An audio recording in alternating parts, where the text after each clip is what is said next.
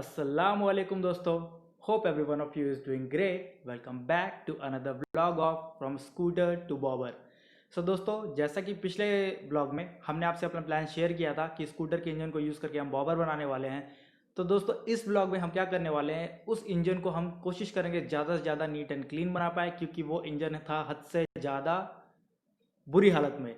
तो दोस्तों, हम कोशिश करेंगे उसको ज़्यादा से ज़्यादा साफ कर पाएँ एंड आप वीडियो को एंजॉय करिए। मिलता हूँ आपसे वीडियो के लास्ट में।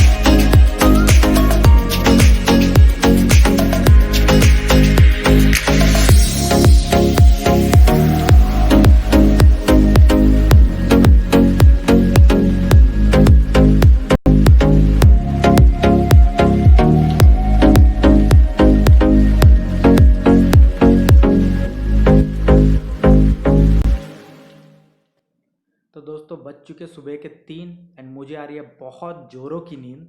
इंजन की सफाई का काम भी ऑलमोस्ट हो चुका है। थोड़ा बहुत जो बचा वो मैं कोशिश करूँगा मॉर्निंग में उठ के फर्स्ट टाइम मैं उसे कर लूँ। एंड दोस्तों, इस ब्लॉग को मैं यहीं पे एंड अप करूँगा एंड ट्राई करूँगा कि मैं अगला ब्लॉग जो है पार्ट 3 जो हमारा है वो मैं जल्द से जल्द अपलोड करूँ आप लोगों के लिए।